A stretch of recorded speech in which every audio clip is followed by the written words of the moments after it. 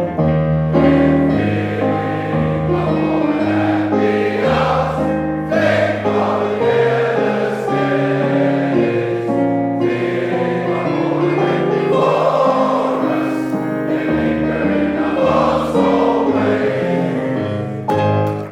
evening, welcome to it, guys. It is the OMU podcast with your host, Neto Machele.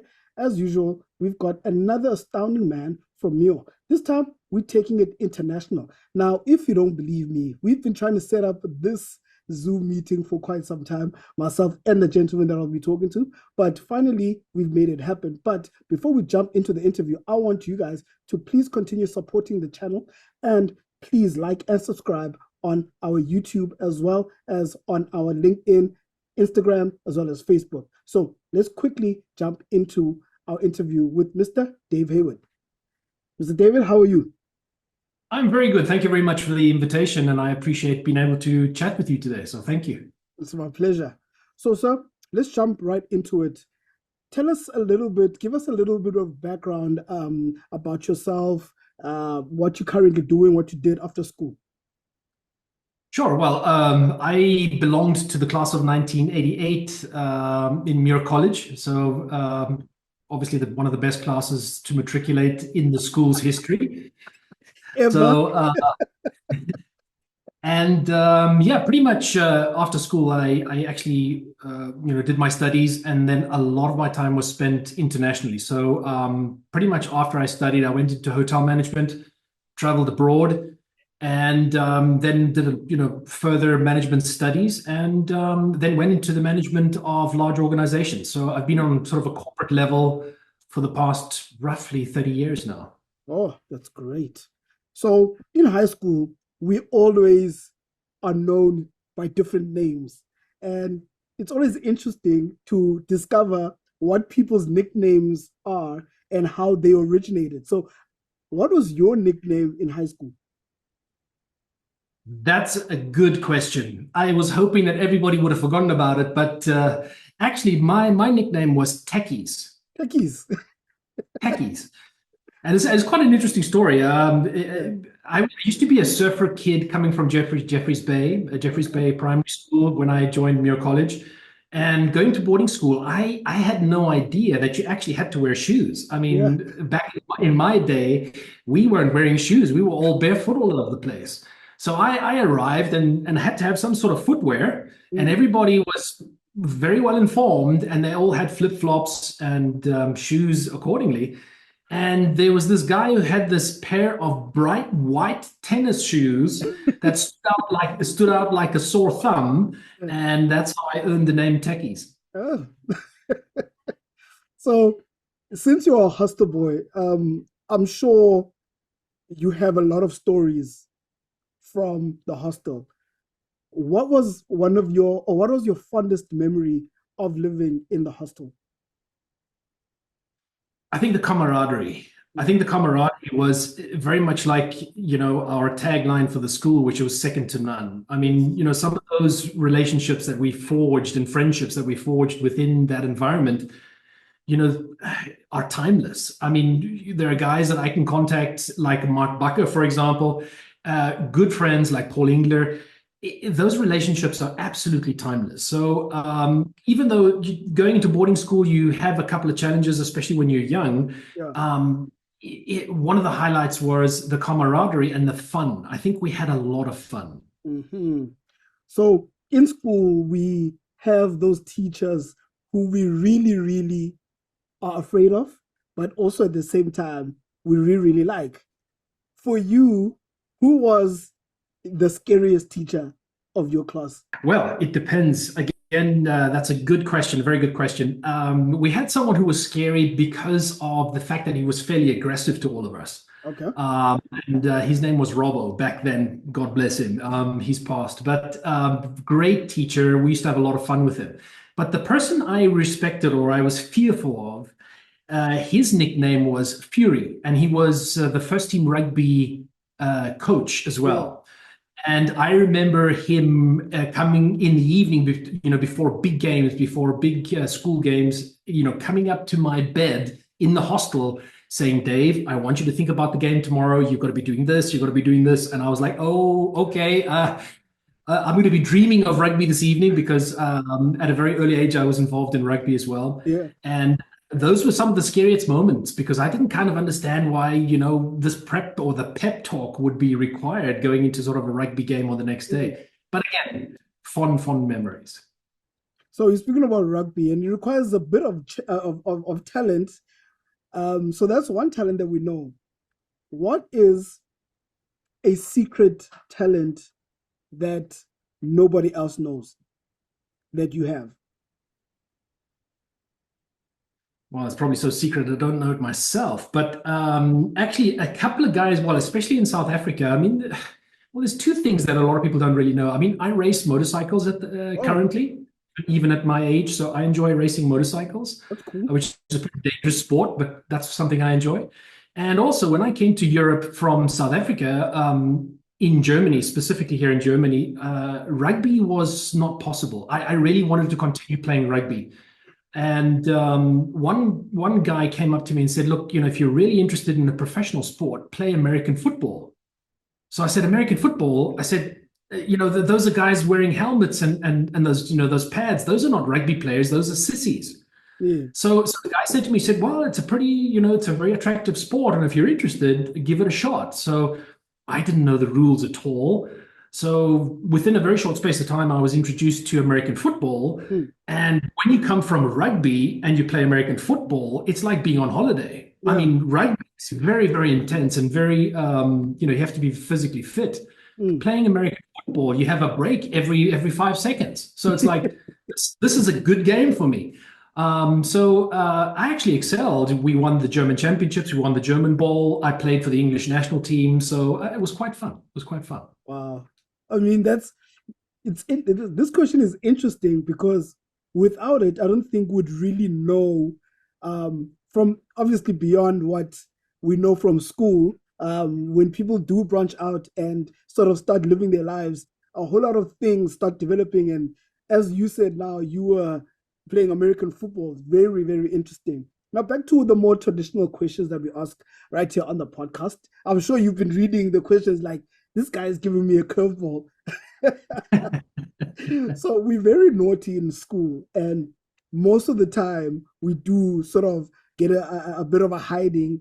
Back in the day when we were naughty, what was the most mischievous thing you've done in high school? Wow, a lot of people would be raising their eyebrows now who watch your podcast in relation to me, I can tell you that. But mischievous. Well, one of the most mischievous things was in boarding school, on Sunday evenings, we would state that we're going to church, but we didn't quite go to church. We went to our girlfriend's house to have a decent dinner, which we didn't have at school. So, and that worked actually pretty well until I think it was the same teacher who was the rugby coach, and his name was, we nicknamed him Fury. He was on duty. He was on duty this Sunday evening. And I think what happened was he got wind of what we were doing and he went down to the church and stood in front of the church. So what happened was when we came back, or when I came back, he said, so Dave, how was church? And I said, well, it was good. Yeah, fine, no problem. And he said, well, strange, because I didn't see you there.